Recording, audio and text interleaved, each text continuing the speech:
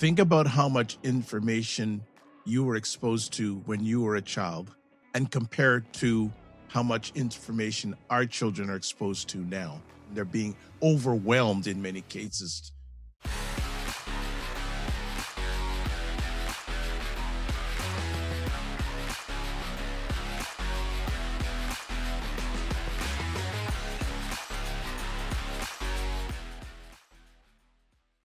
What if the biggest factor in whether your child comes to you with life's hardest questions isn't having the right answers, but knowing they're safe to ask you?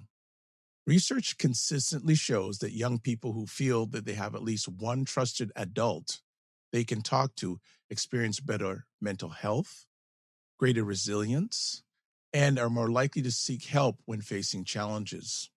For dads, that means your role isn't to have every answer about gender, identity, relationships, or life.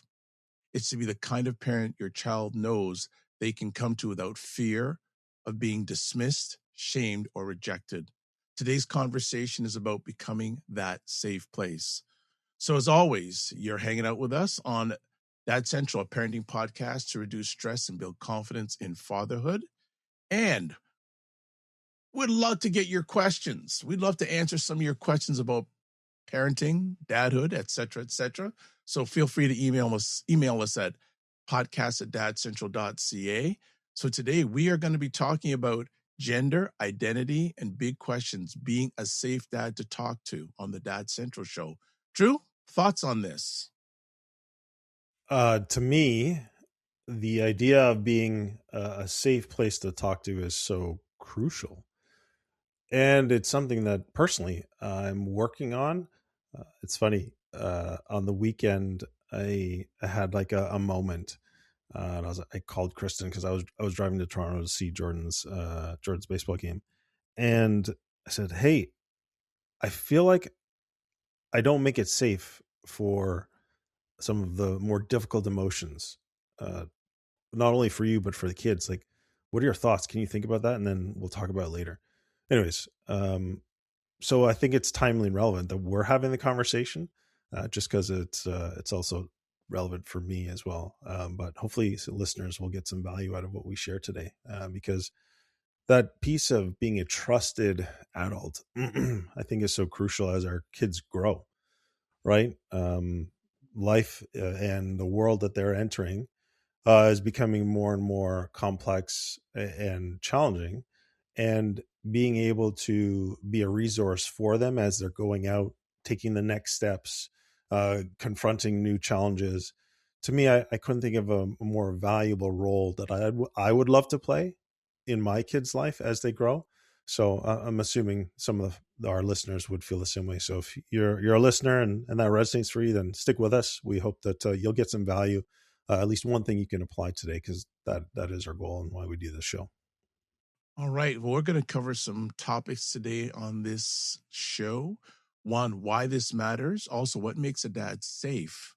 Then, when you don't know what to say. And then finally, building trust over time. Drew, let's kick it off on why does this matter? Well, what kids are exposed to these days presents opportunities where they blurt things out, or they ask you something, or they see it on screen, and it's a jumping off point for them to have a grounding in something that will hopefully build their capacity, as opposed to leave them with more questions. So, kids are asking these questions earlier than the previous generations. Part of this exposure, social media that we talked about in our last episode, really exposes them to a lot of different conflicting, bombarding, challenging ideas and opinions, and they need a way to sort through that. And a lot of young people are trying to understand themselves, right, while navigating this whole peer pressure and the reality of the world that we're in. So I think that's really why it matters. And so we're going to share some of the research highlights that really speaks to this. And a strong parent-child relationship is one of the greatest protective factors for youth mental health. Young people who experience open, supportive communication with parents are more likely to seek guidance before making significant decisions. And feeling heard by parents builds trust even when parents and children don't agree. And I think that's the really crucial piece. Even when they don't agree, there's still trust there. And that is, to me, the ultimate goal of my parenting role. So, safety for us, and when we want to talk about, doesn't mean agreement. It means your child trusts that they'll be heard and that their opinions and their views matter. And I just want to add one more thing in regards to why this matters. And everyone who's watching or listening this, think about how much information you were exposed to when you were a child and compare it to how much information our children are exposed to now. That's why it matters, because it's so much more. And probably on average, the average child's brain can only process the same amount over the age. They have so much more information. They're being, I want to say exposed to, overwhelmed in many cases. So this is why it matters. So as we move on to our next section, what makes a dad safe, Drew? Yeah, good points for us to talk through here. We'll give it to you pretty quickly, and then maybe Ed, you and I can go back and forth just on a little bit of a conversation. But very practically, a safe dad listens before responding. He stays calm during difficult conversations. He asks thoughtful questions. He avoids quick lectures. He admits when he doesn't know something, and he separates his child's worth from the topic they're discussing. So, did anything jump out to you, Ed, on that list? I think that one thing that hits my alleged mind here is the whole area of patience. Patience. I think it's a really key thing in life, but especially when raising children, that we have to realize that they don't move most in the same speed that we do. So we have to have that patience and listening, and not only listening to what they say, listening to what they don't say, and listening also on what they do and what they don't do. I think also questions like, can you tell me more? What makes you think like that? Being curious in a good way and being patient are, I think, those things that I always say, providing that safe and brave space, that can not only be done by verbal, but also nonverbal communication and actions. So I think those are some things that I bring to the table as you ask me that question to add on to. Yeah. This is where I'm going to go back into my story. One of the things that I've noticed about myself, I have strong opinions. And sometimes those strong opinions relate to quick responses or quick judgments. And sometimes I'll put them out there very quickly, not argumentatively, not hopefully not rudely. I'd have to ask, Kristen and the kids, but because I feel very strongly about it, and they're often values based type of perspectives. But what I recognize is sometimes what I need to do, and I think the principle is right, but as Kristen often tells me, Drew, you're absolutely right, but your delivery was off. And so I'm sure I'm not the only dad who's like that. And I mention it because really I think the step one before I can do this list of listen before responding, staying calm, asking thoughtful questions is I have to recognize what's going on for me. And sometimes one of the things that's going on is it's fear that my kids are being influenced in the wrong way. And I really don't want that. Sometimes it's helplessness that, as much as I'm doing, I feel like I'm not able to counter the fact that I'm hearing this type of perspective or I'm seeing this type of behavior from my kids. And so my quick reactions really before I need to be able to manage myself before I then even enter into that. And so that's just, I think, one of the challenges in that, I think I'm very positive about this if a question is brought to me. But if I see something, and this is a place for me to be more curious, sometimes I will unwittingly make a statement that might shut things down. At least that's what I think is going on. And so I just share it there because this is a work in progress, but it's something that I think is so important. And so as I recognize this, I want to be able to make some of these shifts. And I think the internal shift has to happen first before I can practically do some of these things, because some of this is just ingrained in me. And so I got to unlearn it. I concur and agree with you. I'll add two quick things. Tone is very important, and Hmm. when a dad's speaking to the kids, and also what state are you in before you communicate or while you're communicating with your children. So are you in a curious state? Are you in an energetic state? Check your state before you act in whatever way, whether it's verbally, through motion, aggressive, non-aggressive, etc. Checking your state is a very important thing. Yeah. Next up, we'll talk about when you don't know what to say. But I thought dads knew everything, Drew. Well, I'm sure in some areas we probably do know Okay. everything. Right. Okay. But when we don't know what to say, because sometimes they bring situations or questions, you're like, that's actually a really good question. So again, practically, we'll start by, what we can say if we're going to say something is, hey, that's a really important question.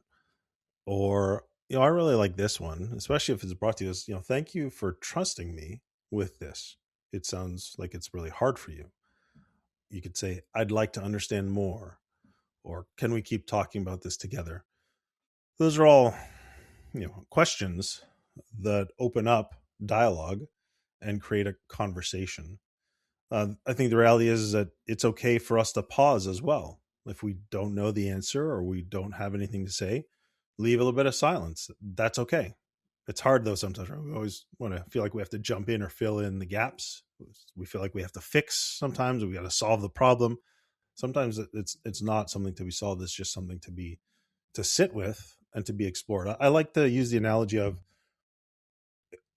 sitting at a table with your child and they put something on the table. Is your immediate response to simply like call out what it is and what you're supposed to do with it and tell them what to do with it? Or is this simply they put it on the table and they're saying, hey, dad, what do you think of this? Then you can just look at it. You pick it up, you move it around, you do things. And that's like the metaphor of you get curious about it and say, well, here's what I notice or here's what I see. So it's the idea of let's metaphorically sit down at this table, put it out there together and explore it together. I think that to me is a great way to picture these types of conversations. And then you can essentially in that process demonstrate it's okay for us to learn about this together. It's okay for us to actually come back and leave it here and we'll come back to the table, let's say tomorrow or next week, and we'll talk more about it then. I think the reality is the more that we can create that metaphorical sitting down together at a table and exploring it, that creates more of a safety. And children, I think they rarely expect perfect answers. How would they even know what a perfect answer is other than it meets them where they're at? And ultimately, they'll remember more of how did they feel in that conversation together. Anything you want Yeah. to add to there, Ed? Only other thing I'll add is that children really expect perfect answers. They remember how parents made them feel. So again, don't put pressure on yourself being perfect. They just want your how to feel, your feeling, your presence. That's what they're looking for. That's the key thing. So I don't have too much more to add on to that. But also it's okay to pause and it's okay to say, I'm not sure, I don't know. That's okay. It's also an opportunity, as Drew said, for yourself and your childhood children to find the answers together. It's a great opportunity. Our final section, building trust over time. Drew?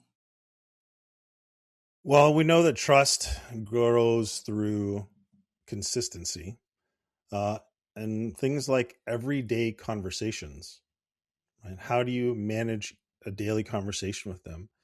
An important principle, we've talked about this before, is sometimes a conversation might not go well, but how you repair afterwards makes all the difference in the world in terms of bridging that gap and bringing you back to more trust rather than eroding trust over time.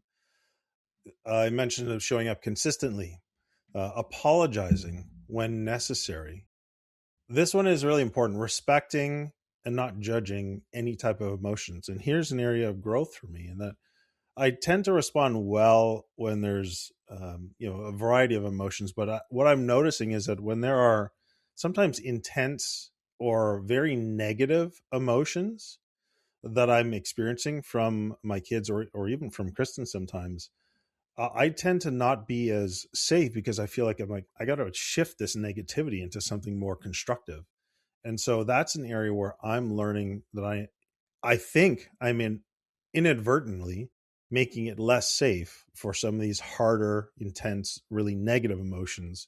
And so that's an area of growth for me. The more that I can respect and create safety in the intensity, I think the better we'll hopefully be able to move through those. But that's the area of me working. One of the greatest things we can ever do is spending one-on-one time together with our children.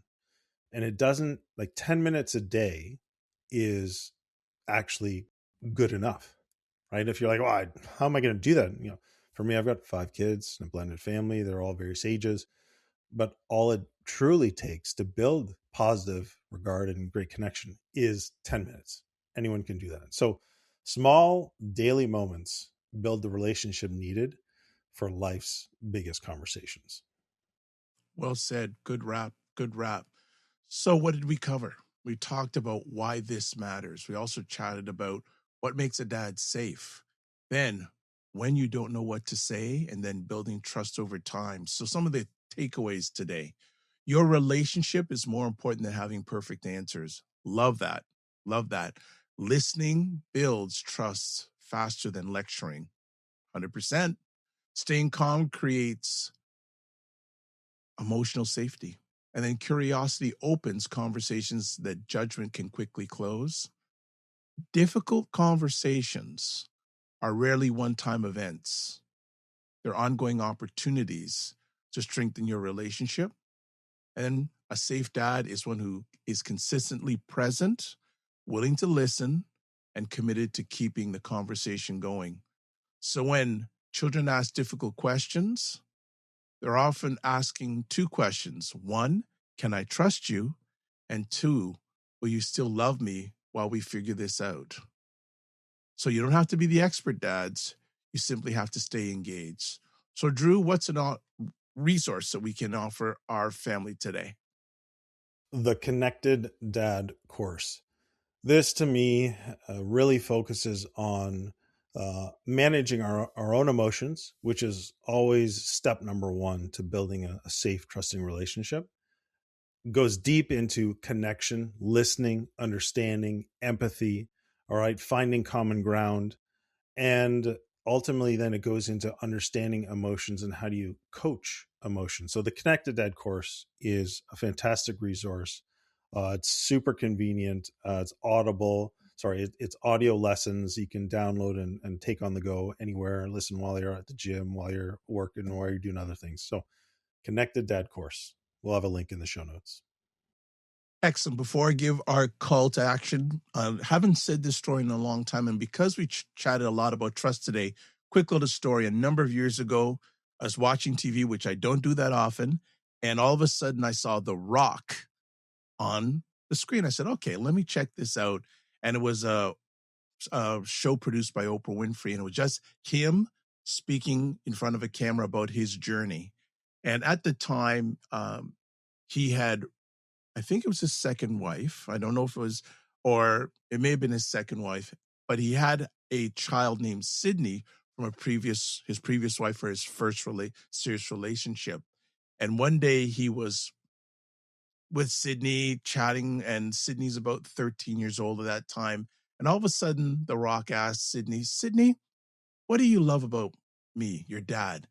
And she goes, Dad, no, no, no, no, no, no, I'm not. And he kept on pressing.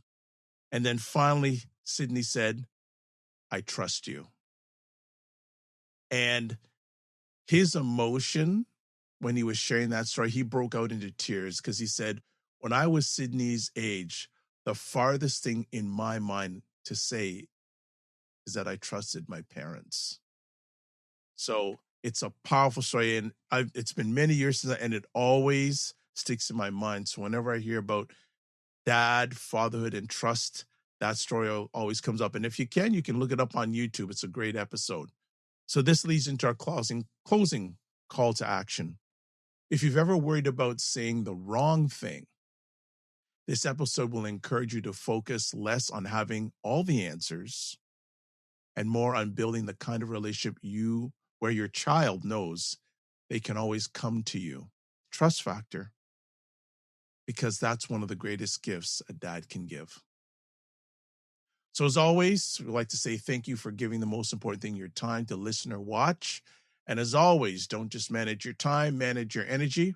And remember to give yourself grace, and we'll chat with you soon. Be well.